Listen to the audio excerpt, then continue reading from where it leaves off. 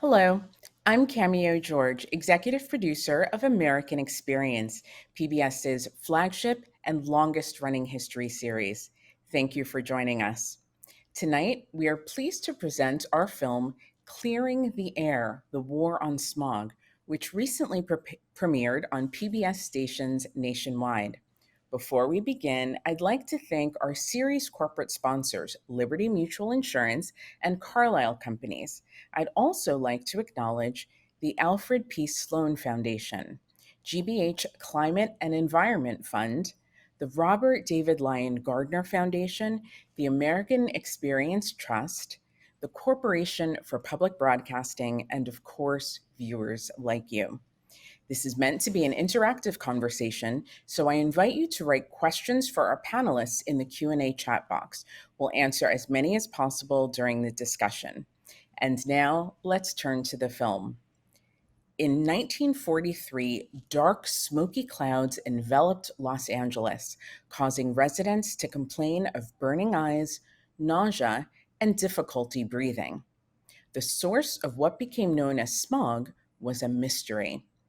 Our documentary, Clearing the Air: The War on Smog, is the story of the epic struggle for clean air involving years of scientific study and civic pressure that would lead to the creation of the Environmental Protection Agency and the Clean Air Act. It is my privilege to introduce our panelists for this conversation.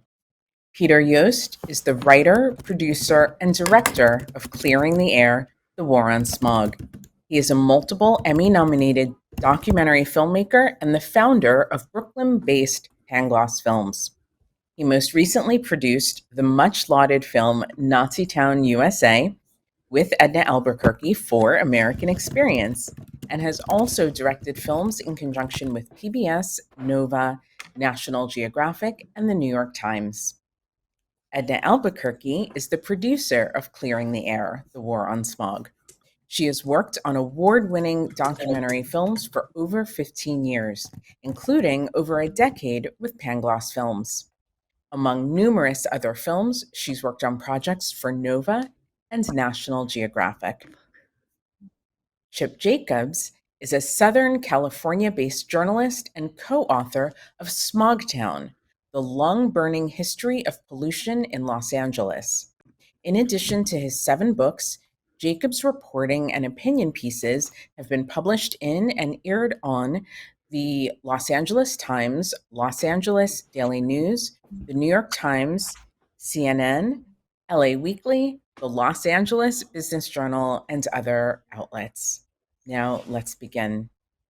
Peter and Edna, why did you feel like now was the right time for us to be making this film? Well, I think it's incredibly A fight for who's going to answer? Exactly. I think it's incredibly timely for a number of reasons. Peter muted? Sorry. Hello? There we Can you go. hear, can you hear Yes. me? Yes. Wonderful. That's good. It's good to have a voice. Exactly. So thank you for doing this in the first place. And at the risk of stating the obvious, thank you so much to American Experience and to you for making this film, because as you ask, I think it's hopefully powerful for people, and I think really quite timely. I think what appealed to me was the idea of examining the intersection of science and society. That this was a time when society was changing. People were starting to think about the environment in ways that they hadn't before.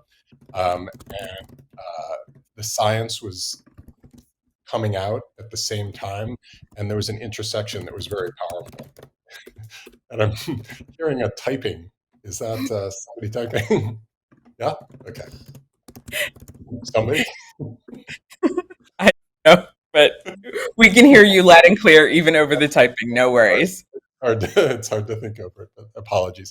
Anyway, so there was this intersection of science and society that was very timely, and is still something that's going on today for us, where we're wondering what is the role of policy, how does that intersect with science, and vice versa.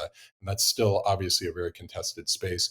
And I think by taking a deep dive into this very narrow seeming story, 1943 Los Angeles smog, it would almost sound a little bit like a joke to a film school student, like, go make a film about smog in 1943 and make it funny and hopefully relevant today and visually engaging. That was the challenge, but actually, once we got into it, it became clear that this small seeming story was kind of a microcosm, and we could take a deep dive and do things that kind of really, again, hopefully resonate today. So I think ultimately for me, the takeaway was being inspired by the way all kinds of different people, scientists, government people, activists, regular moms, in this case, they were mostly mothers, but other citizen activists all came together with a common cause that went beyond the corporate interest, beyond what the government was saying, beyond what people thought was even possible, and fought for something that was important to all of them. And I think that's really inspiring.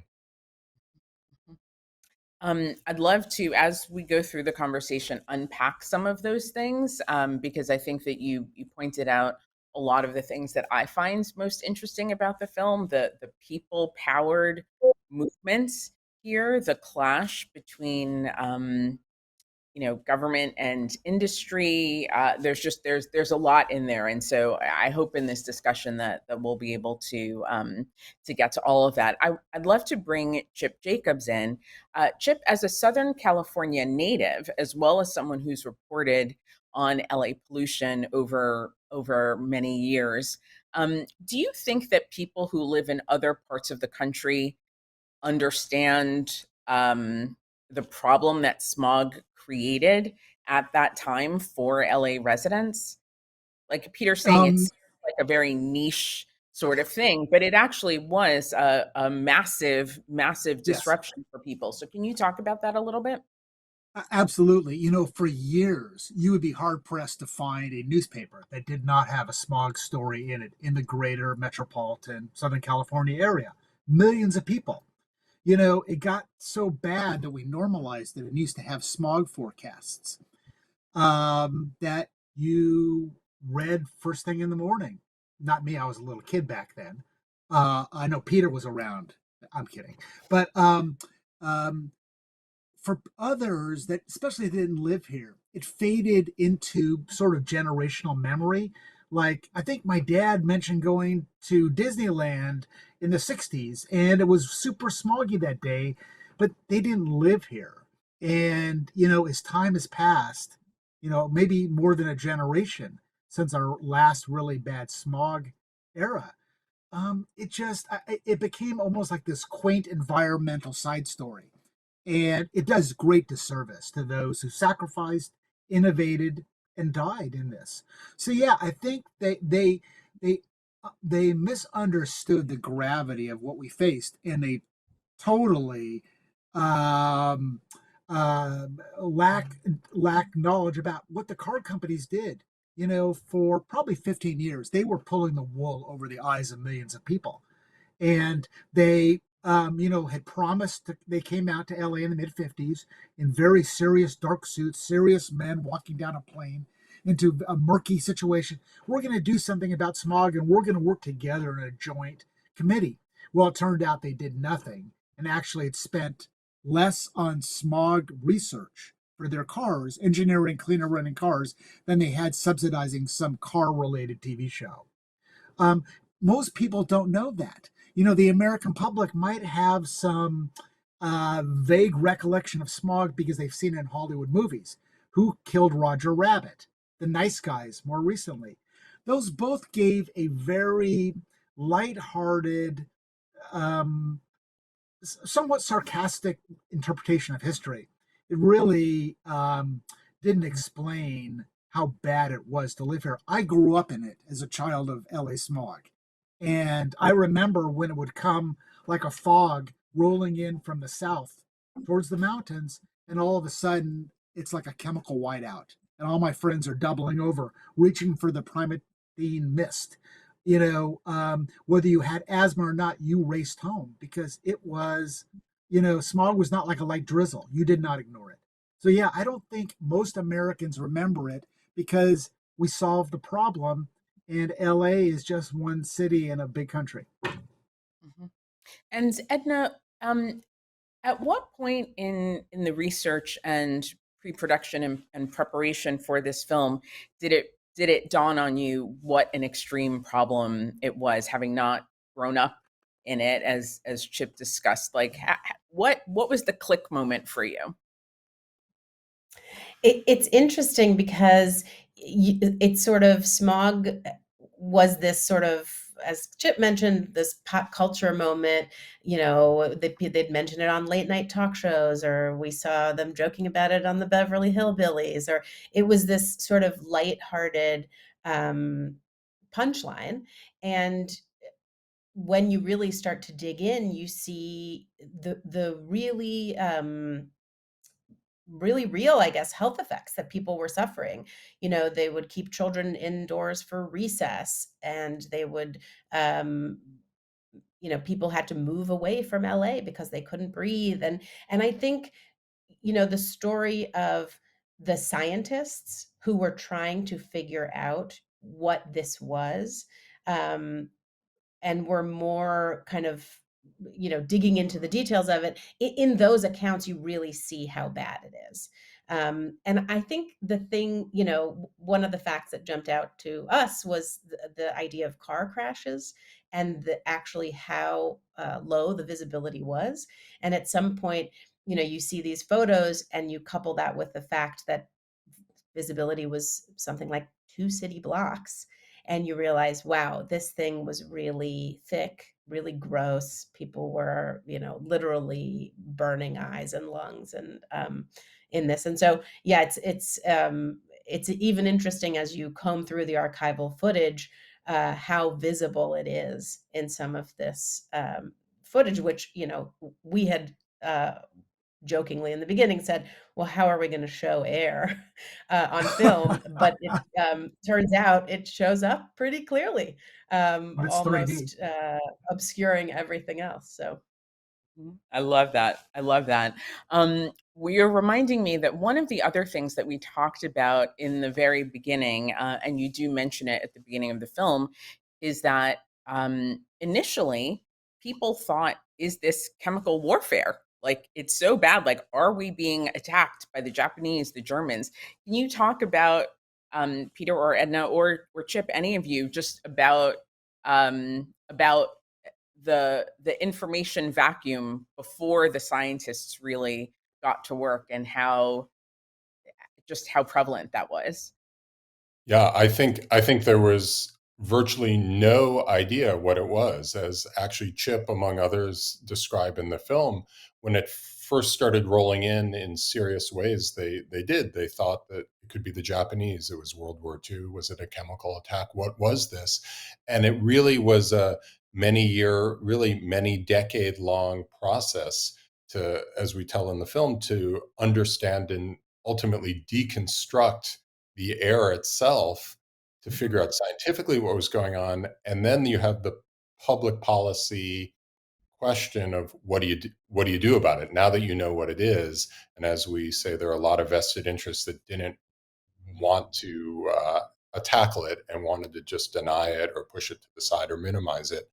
To my mind, it's kind of, this is an example of the power of history and the importance of history at a time when, to be frank, many in our country are trying to not look at history or trying to whitewash things. Frankly, this was a time where we had a problem. It was literally a visible problem that affected everybody. Nobody, it didn't matter your political stripes, your politics, your class status. If the air sucked, you and or your kids were affected by it, and people could band together and have common cause around that. And as we see, it was Nixon and Reagan actually who created the environmental protections that ultimately gave this thing teeth and went national and created the Clean Air Act. And we forget our own history at our own peril. This is now, as we say at the end of the film, the air is 99% cleaner by most measures in LA, even though they have a lot of problems still. It's not perfect, and lead is down massively from where it was, et cetera, et cetera. These are things that people just take for granted because of the work over decades that the people highlighted in our film do. And that's why, frankly, I want a lot of people to see it. I hope they do. And I want to surface those ideas because hard things are hard. And these people had the guts to not run from it. No matter what their politics, they faced it and solved it. I love that comment. If I can just leapfrog off of it, if you don't show the situation as dire as it was in Los Angeles, what do you have to benchmark blue skies today? You need a comparison, and you also need to remind people that might be on their small screens too much. Americans can solve problems, with perseverance and backbone and science and math. The shelling of that Santa Barbara area oil refinery, which a Japanese sub came up off the West Coast, fired, a machine gun mounted, below the sonar area or the deck of it.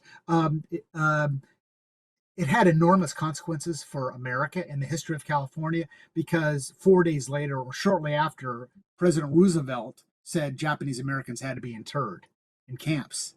And it created this yellow fever panic. On the smog front, people thought, if it was a chemical attack by the Japanese, it's a Battle of Los Angeles. It was the Battle of Los Angeles. Unfortunately, they were their own enemy because we'd embraced cars. Cars were still a relative new technology for popular people or for the average person. We were still a city that used rail lines, walking, the internal combustion engine was just coming on. But Americans have this tendency to jump towards the next technology, the next industrial complex. And I feel like that's what happened with cars and Californians. We were so gung ho to have this independent, machine that can take us any place we want. I don't think people looked ahead.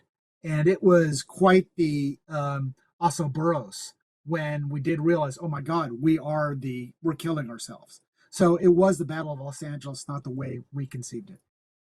Mhm, mhm. And one of the things that Peter and Edna, I think you do so beautifully in this film is show exactly what Chip is talking about, how the love of the automobile, how the love of the single family home with the yard and the space and the sprawl and all of those things, they were so synonymous with California, but those were positive things. And I think that without demonizing individual freedoms and desires and all of that, I think you did a really good job of just showing cause and effect or consequence from things. So I'm wondering, how can you talk about how you balanced all of these competing things, right? Like there's the efficiency of burning trash, but then there's the result that there's all this smoke and pollution. There's the love of the automobile, and it allows you to live farther and have more space, but then there's also this knock-on effect. Can you talk about just how you balance that in the film? I think this is a really interesting story. One of the things that stood out to us about this story is that it really embodies how science and technology are an ever evolving sort of problem or a solution, however you want to look at it. So, we think we're solving a specific problem, and then that in turn creates a different problem, which then we have to solve with another technology. And so this idea of these big, these blue skies, ironically, drawing people to Los Angeles, which then caused this wonderful suburban boom and the automobile and all the freedoms that it came with it, caused this air pollution problem. And then even we see that with the evolution of the catalytic converter. The catalytic converter had to be updated as fuel was updated. And so essentially what's beautiful about this story is that it shows how much science and public policy and the citizens have to be in constant conversation with each other and keep updating the solutions to the problems that, inevitably whatever solution you come up with is going to create another problem, and you're going to have to deal with that. And so it's an evolving relationship. It's a constant relationship. And there's something quite beautiful about that. And this story embodies how that works when it works well. I'd love to turn to the scientists Yeah. who were deployed to crack the case. My colleagues are telling me that one of the people who's joining us on YouTube is Jim Hogensmith, the grandson of Wow. Harry Hogensmith, who did reach out after the film was finished and was just really excited to see some of this history being told. Um, can you, maybe starting with Peter, but also Chip and Edna, can you talk about the characters who helped you tell this story through the archives and just how you brought them to life? Because I do feel like you brought them to life in a really impactful and real way. Mm. Of course. And I do think one of the central characters was Hagen Schmidt, who uh, is not widely known outside of people who, are very familiar with this field. Within this field, he's something of an icon, but outside of it, nobody's really heard of him in the broader sense. And so it was a great pleasure to kind of bring him to a larger audience, because I think he provides the kind of model that actually, again, not to keep drawing comparisons to today, but I think scientists today that are after the truth in a scientific sense are coming under assault left and right and being fired and whatever. And Hagen Schmidt had this, happen with the oil companies or the petroleum industry and with the car companies, but he stuck by his science, and it motivated him, I think, as somebody who had come over and fled Europe essentially and come to America. I'm pop analyzing, and I defer to Jim, who would presumably know better, but I can only imagine that he appreciated the freedoms that America offered and wasn't about to be cowed, and was going to fight for what he thought was a scientific truth. And I think that's an inspiration. So he's a main character here. There are lots of political figures who were able to kind of bring alive through the archive, who were colorful and great. And a personal favorite too, I think Chip and Edna share, and perhaps you too, but SOS, the Stamp Out Smog, quote unquote, ladies of Beverly Hills, who are a grassroots organization run by a couple of quote unquote Hollywood wives, who were not willing to sit back. And they were told by, in one case, as we mentioned in the film, by the doctor, just take your kid and leave then if it's so bad. And she did the opposite. She doubled down and fought, and at a tremendous scale. And it became local, statewide, and then national in terms of their influence.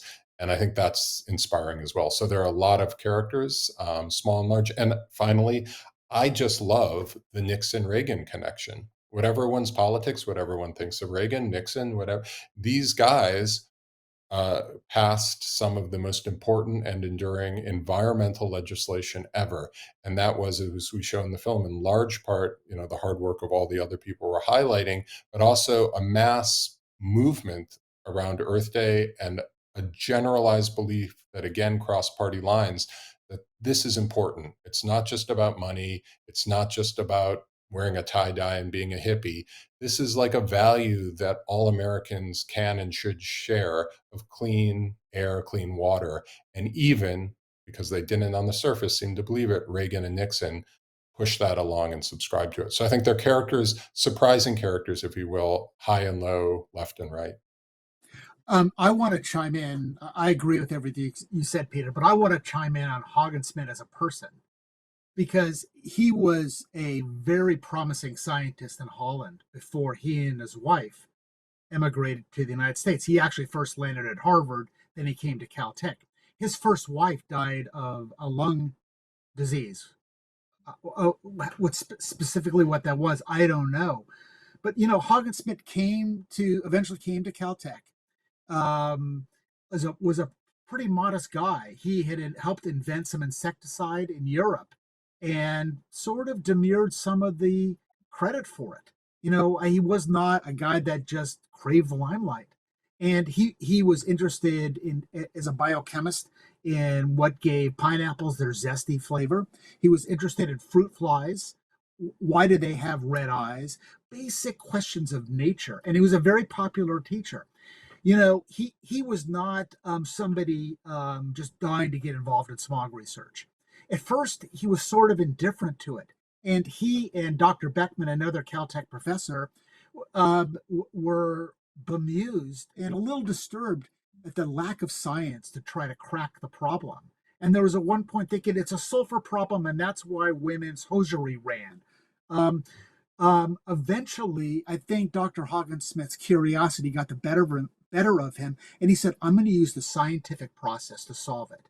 And he did the same things that he did with other experiments. He drew in air through into his Caltech lab, distilled it into acids, and he actually developed smog in a test tube.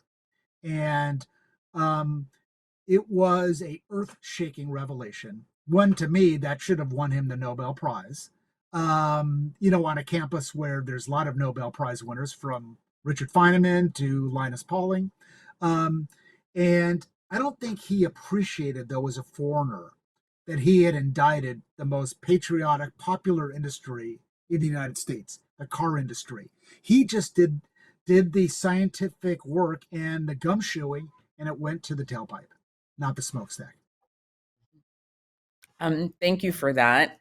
We are almost at time, so I'm going to do like a quick lightning round of questions here. First of all, I just want to acknowledge that we're getting a lot of comments from the audience, from the viewers who joined us, talking about how commenting on the politics of today versus the politics of then, commenting on the incredible nature of the bipartisan effort to make this happen. A lot of shout outs to the women of SOS and the people who really just took on this issue and made monumental change, not just for the state of California, but across the country. So I want to acknowledge that and thank people for commenting and writing in on the chat. I want to end on some funny notes. Can each of you tell me one or two of your favorite archival moments in this film? Because people always tell me like they are just shocked at how funny and charming so much of the historical archive is. So a moment that you love. I'm gonna start with Peter because he's the next on my screen. Well, I have a soft spot for Tom Lehrer, the satirist who just died a few months ago, who incidentally made his entire archive public and gives it away for free. So everybody should go online and use it and spread it and pass it to new generations. So we were happy to do that. And I think he's brilliant and dead on in this. Yes, But there are a million other fun things. But I would probably say the Tom Lehrer song is really fun. Yeah, I love that song as well. Edna, what about you? I mean, I just love the smog in a can. I think it was a brilliant stroke of marketing. They had two cans. One that you could send smog to your friends if you wanted to breathe Hollywood air, like the little subtitle says, like the celebrities breathe. And then for internal consumption in Los Angeles, they had fresh mountain air, which you could sip on if you were actually suffering from the smog. So I like that it went both ways, and I think people still collect them. I think you can go on eBay and get yourself some smog in a can if you're so inclined. Yeah. So. Yeah, it shows you even environmental disasters can inspire kitschy entrepreneurs, don't you think? Yeah, for sure. I'm going to go for mine. And there was a real point behind him doing it when S. Smith Griswold, this ex-Stanford fullback, square-jawed, former Navy guy, tough as nails, he went into a smog chamber for 2 hours, and he did look like a mouse in an experimental cage. And you could see him trying to be macho and resilient, but this guy was hurting. And you can see in the great clips you have of him, he came out and this did not look like a well person. It looked like a person who should be going on an oxygen tank. And behind that publicity stunt, it was sort of like the quarterback that went and tackled the biggest guy on the other team. I think he won the public's affection when he showed he was willing to subject himself to the worst of what people were breathing every day. And, it was funny, and it also sort of trolled the automakers, saying, you think you're going to beat us? Well, we can take 2 hours in a smog chamber. So think otherwise. Mhm. Thank you. I agree with that as well. Another amazing character in this film. I'm going to shout out Peaches the donkey wearing smoggles. I kind of love that. I Yeah. think that never gets old, as well. But just this film again, it's I'm with Peter. I hope that people really continue to find this film to watch it, whether on YouTube, on the PBS app, wherever you consume American experience and PBS products. I hope that people will continue to find this film because it is so smart on the science of smog. It's so smart on the civics of combating smog. So again, just a huge thank you to Peter Yost, the director, to Edna Alburquerque, the producer of the film, to Chip Jacobs, who lends us our expertise in the film. Thank you to all of you for watching with us live tonight. And please tell a friend. Watch it on YouTube, on the PBS app, wherever you find our content. So again, good night. Thank you for joining us. Until next time. Thank you. Bye bye.